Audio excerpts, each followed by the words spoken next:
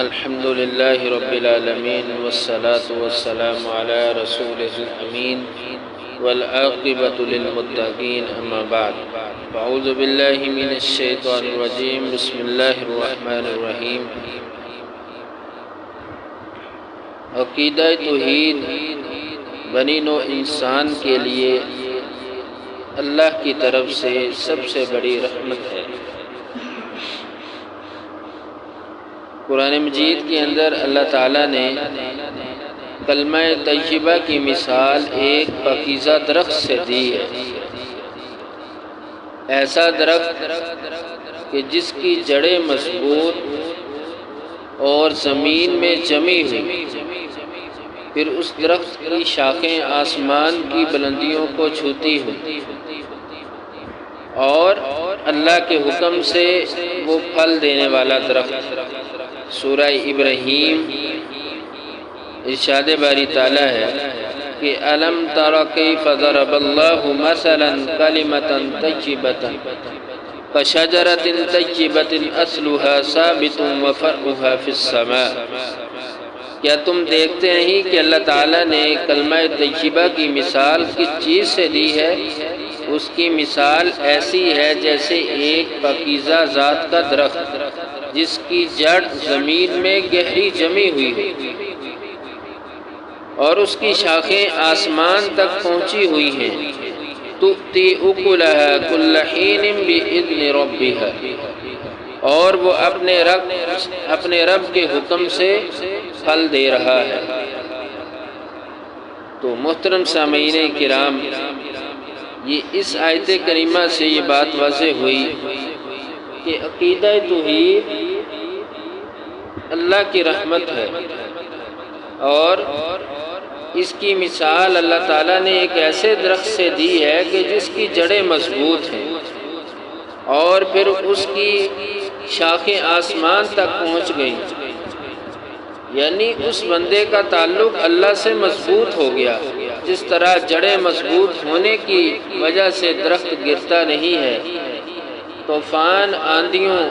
زلزلہ، ہر چیز کا وہ سامنا کرتا ہے اور اپنی جگہ پہ کھڑا رہتا ہے،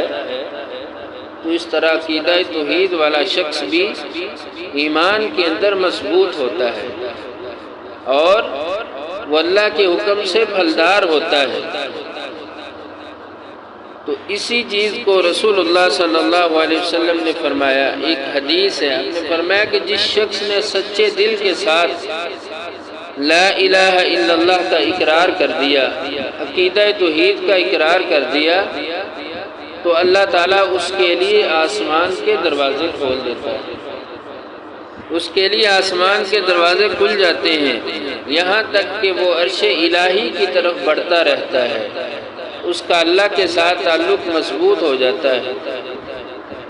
اور عقیدہ توحید والے شخص کو اللہ کی طرف سے برکتیں حاصل ہوتی ہیں، اللہ کی طرف سے رحمت حاصل ہوتی ہے،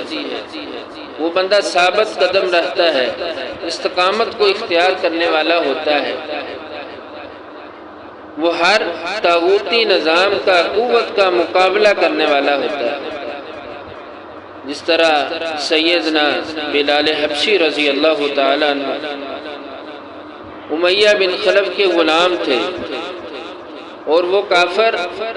جب گرمی ہوتی، سخت دھوپ ہوتی، تو اس میں سیدنا بلال حبشی رضی اللہ تعالیٰ عنہ کو پھینک دیتا، گرم ریت پر پھینک دیتا، پتھروں پر پھینک دیتا، اور ساتھ کہتا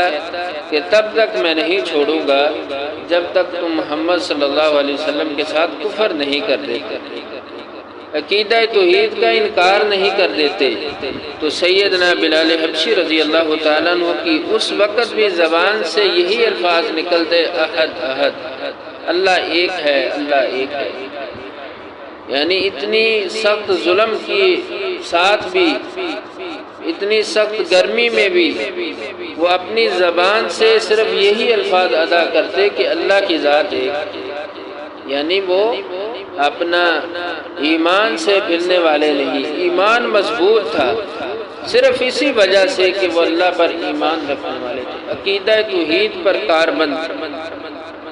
حضرت خباب بن عت رضی اللہ تعالیٰ عنہ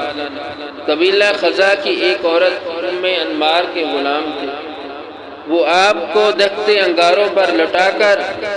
اوپر پتھر رکھ دیا کرتی، پھر کہتی کہ انکار کرو اسلام سے پھر جاؤ۔ لیکن صحابہ کرام، یہ صحابی رسول اس ظلم و ستم کو برداشت کر لیتے، لیکن اسلام کا انکار نہیں کیا، عقیدہ توحید کا انکار نہیں کیا۔ تو ایسے تاریخ اسلام کے اندر بے شمار واقعات ہیں، صحابہ کرام کے بے شمار واقعات ہیں کہ ظلم و ستم کے باوجود وہ عقیدہ توحید پر کاربند تھے، ان کو اللہ کی طرف سے ثابت قدمی اور استقامت ملی ہوئی تھی، اس پر وہ ڈٹے ہوئے تھے، وہ ان کا ایمان ڈگمگانے والا نہیں تھا۔ آج کا مسلمان ہے، تھوڑی پریشانی پہنچتی ہے، کوئی ڈر اور خوف ہوتا ہے تو اس کا ایمان کمزور پڑ جاتا ہے، وہ ڈگمگا جاتا ہے۔ لیکن یہ صحابہ کرام اس وجہ سے ظلم و ستم کو برداشت کرتے رہے،